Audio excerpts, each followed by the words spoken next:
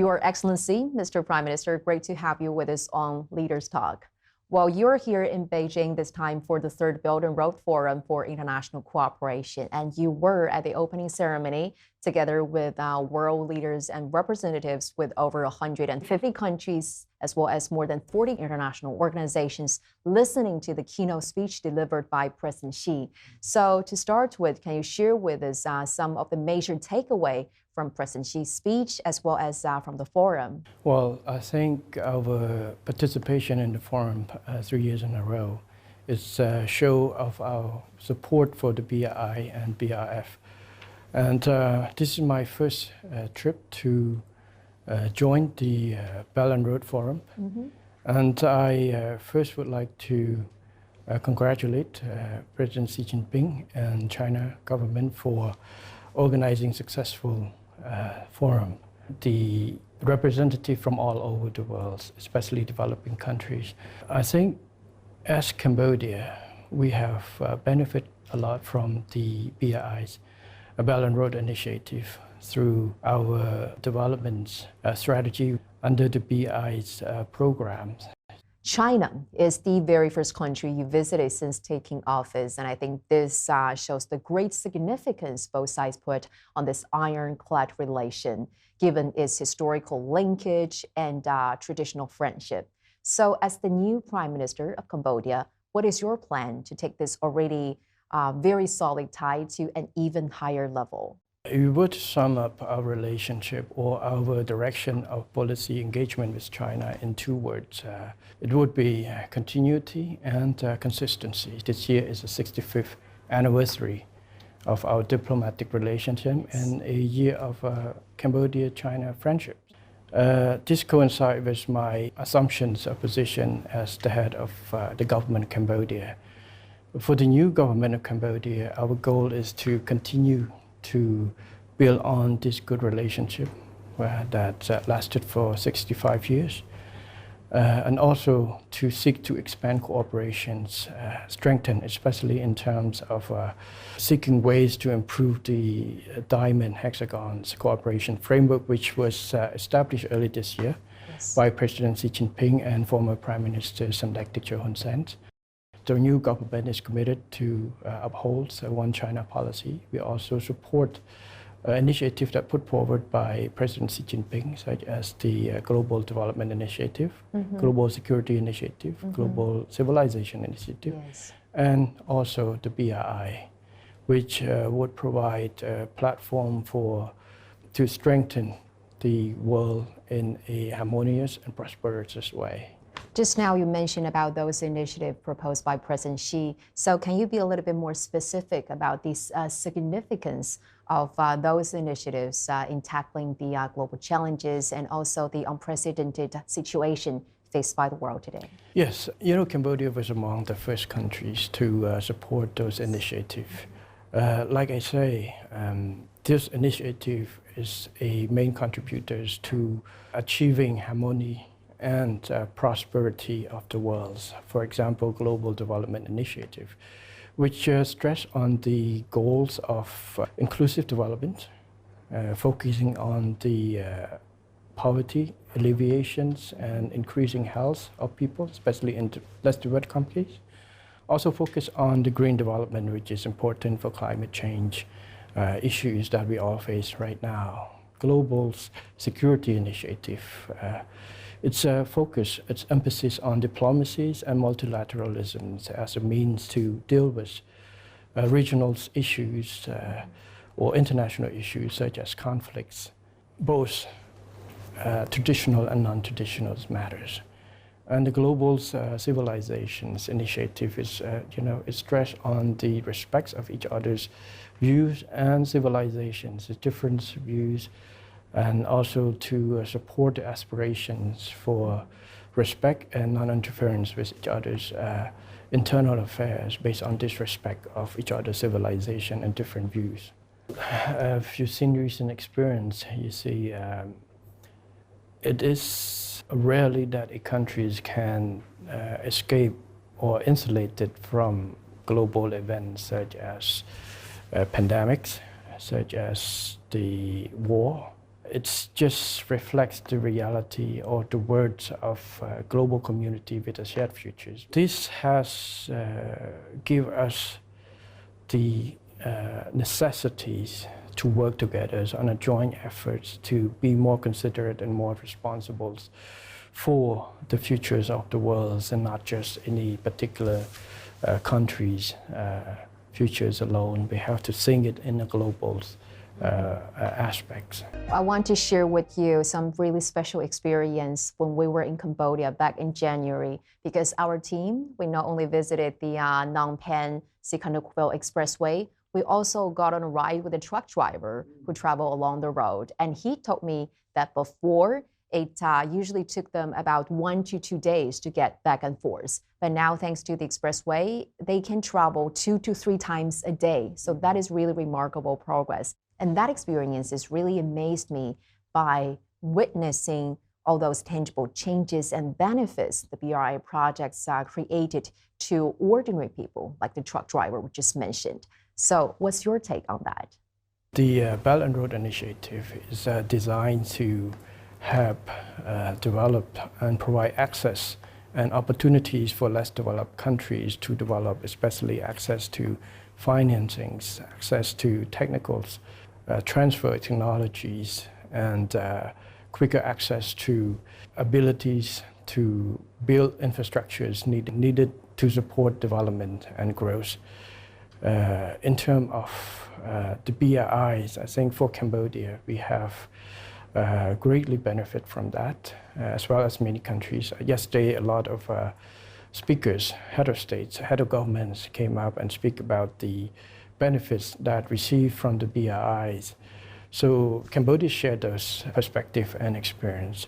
You raised the examples of Phnom Penh Sihanoukville Expressway, which has provide benefits not just to a certain group of people, but to ordinary peoples, to everybody's. Everyday citizens. Yes, everyday citizens, not just those who need to travel using the expressway, but the effect that it has on the economies.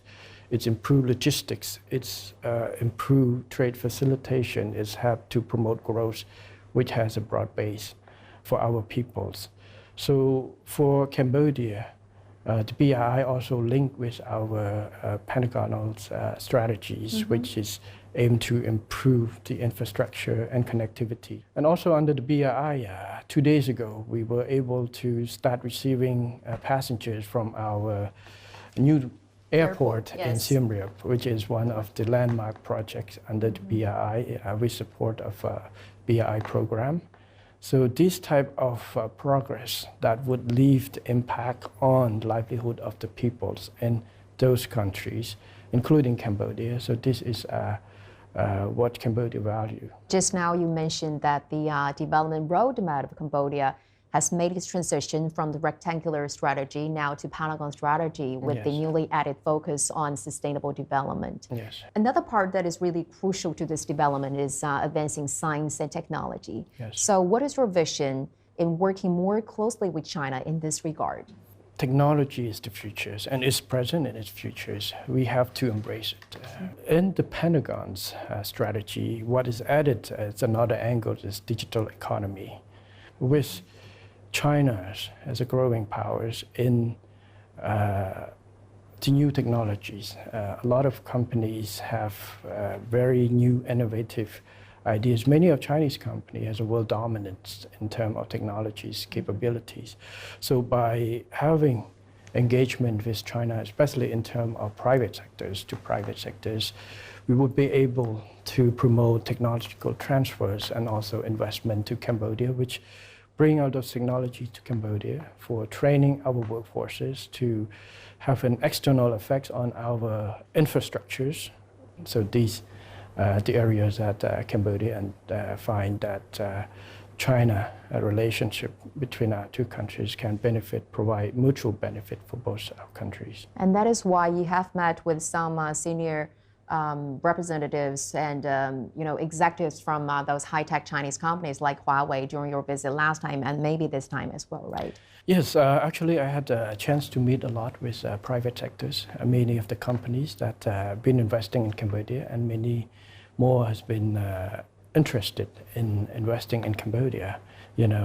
Companies such as investors in energies, in renewable energies that are helping our countries to secure to build a foundation for security, energy security in the futures. Also, with regarding to environmental impacts through renewable energies and technologies to bring, companies like Huawei that's been operating in Cambodia will encourage further investment in bringing more technologies. Also, not just in the physical technology, physical investments, platforms such as we had a signing between our Ministry of Commerce with Alibaba Group. So we can put on the global platform to allow our farmers, our small and medium enterprises to expand their market outreach through those. And also companies like Bank of China's group, and also that provide access for and technologies as well. So I've been very happy to see the progress in the relation between government and government, government and businesses, and business to business between our two countries. Let's talk a little bit about China-ASEAN cooperation. Well, both sides are now looking to upgrade this cooperation, which is called 3.0 Free Trade Agreement between the two sides. So what role do you think Cambodia could play in this process? It is important to recognize that China is ASEAN's #1 trading partners, and also is ASEAN's third largest foreign direct investments source of foreign direct investment to ASEAN. The initiative to upgrade the Asian-China Free Trade Agreements after 3.0 was adopted last year in Phnom Penh when Cambodia chaired the chairmanship of ASEAN. I think the main principles is to, have increase the status of our trade relationship in a sense that to promote and to improve the mechanism and conditions that ASEAN and China can improve the trade of goods and services between the two countries. It's aimed to revive the economy post-COVID-19 and also build the conditions that allow the trade relationship to withstand and to adapt to the new global trends such as climate change and digitizations. So in this case, I think Cambodia and China can work with our foreign trade partners in ASEAN in order to contribute to the facilitation of these matters. Wait a minute. Oh, you got Cambodian products. Mr. Prime Minister, I want to share some delights with you, maybe something that you're very familiar with from Cambodia is dried mango and cashew nuts. Yes. So now, with the help of the Belt and Road Initiative, RCEP, as well as the Free Trade Agreement between China and Cambodia. So not only an increasing number of Cambodian agricultural products have gained their access and presence to the Chinese market, their production, their added value have been greatly enhanced as well. So what is your plan in strengthening the economic and trade relation between the two countries? Well, I think there's a lot of room to improve on this. Last visit, after my official visit to Beijing, I attended the China-ASEAN Expo, where many of Cambodians producers, Cambodian private sectors came to present at the expo of their products and have made connection with the locals, suppliers and consumers. So I want to see more of this, and not just on the agricultural products, but also in other products as well in the futures. And I just signed a sub-decree to reduce some of the tax burden for the export, so can improve more competitiveness of our export of raw stones to China, so to make finished products on that, for example. Interviewed your father, the Yes. then Prime Minister, His Excellency Mr. Han Sen, back in January, and I asked him about what is paramount in governing the country, and I remember he said, without any hesitation, that peace and political stability is the key to everything. So, Mr. Prime Minister, what would be your priority of governance and in building a high-income country by 2050, as you have envisioned when first taking office? We just achieved the national unities in 1998 under the win-win policy implemented, initiated by some like Joe Hun Sen, former prime ministers. So we understand the important necessities to keep peace and stability as a foundation for growth. As a new government, our commitment is to preserve all the achievements that have been made by previous governments, and namely, and one of the core pillars is peace and stability, and also to seek to expand the areas of growth through reforms and also through the cooperations and through the promotion of other activities that help us, achieve our 2050 goals. But back again, the foundations that we need to sustain is the most important is peace and political stability, that as a foundation for economic developments. And that is why you have said, quote unquote, here we must work together to protect peace and our national unity at all costs, right? Yes. The training in the military, also my previous job in terms of as an army chief before I assumed my position as premiership, give me a clear view of a a need to strengthen security cooperations between countries, because we are tackling cross-border issues, cross-border criminal activity, cross-border threat, such as from even non-traditional threats such as humanitarian disasters and terrorism, which can affect all of us. And what would be your take on enhancing cooperation with China in some non-traditional security areas, such as combating cross-border crime and maybe internet fraud? We have working so hard with China over the years to tackle these issues. This criminal activities not only affects people's or trade or reputation of the countries, but it affects the safety of our population who have to live in the areas affected. So it's not just the cooperation with China, but within Cambodia itself, I have put an emphasis. We have 5 priorities of the new governments in terms of reforms, in terms of civil servants, health education, law enforcement is one of them, and judicial reform in order to strengthen our abilities and our commitment to fight against crimes, cross-border crimes, anti-drugs, and other criminal activities.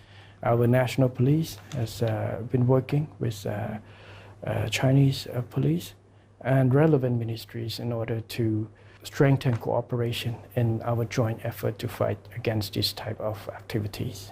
Well, Mr. Prime Minister, besides being a veteran politician, you're also a loving father of 3 kids who sometimes posted family photo on social media network proudly, and also sent your son to school even after taking office. And we also learned that your kids are learning Chinese, and your eldest daughter could even write down birthday wishes in Chinese for her grandfather's birthday. Was that true? Yes, it's all true. It's that of my first daughters.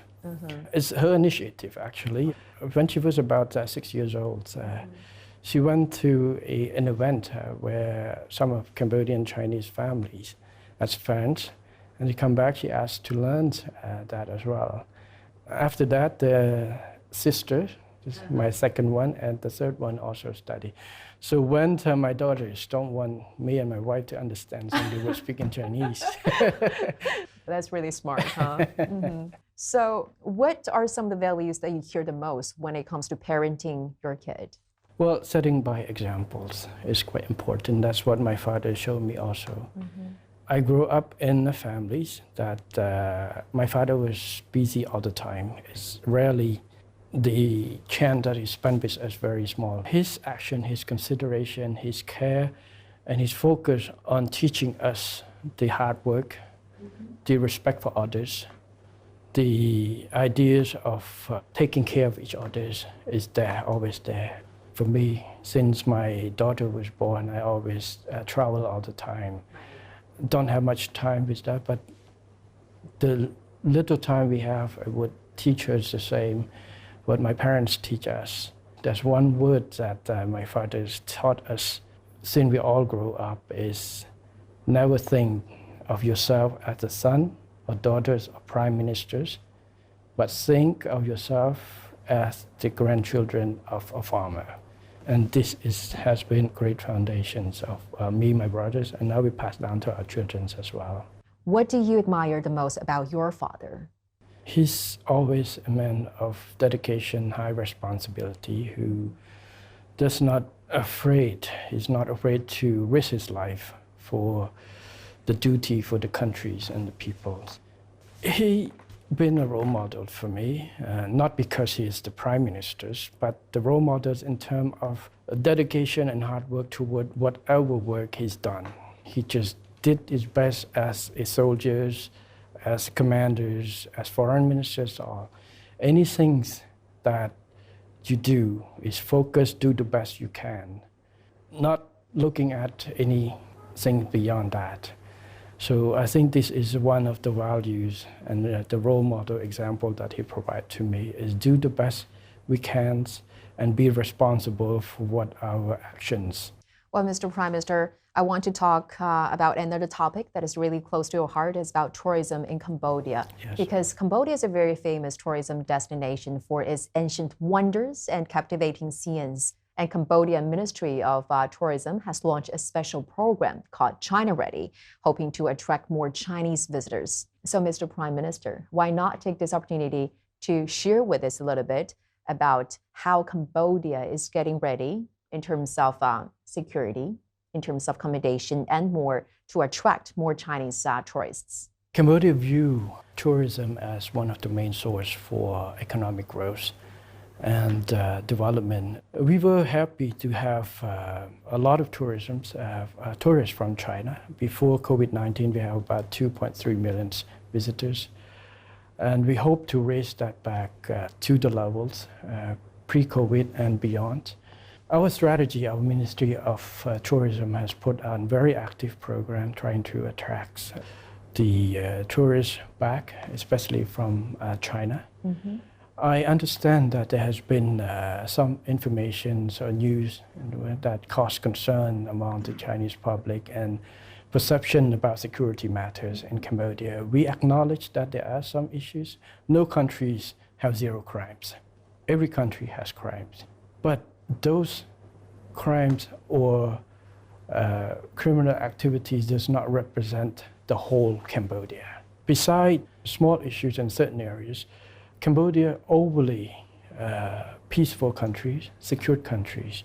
Please, my message to Chinese tourists, please go visit Cambodia, explore all the opportunities that Cambodia can offer, which I think is a kingdom of wonder. Many tourists go into Cambodia, visit. Cambodian people are nice people, friendly, always smile. We always have big cultural heritage, a lot of temples.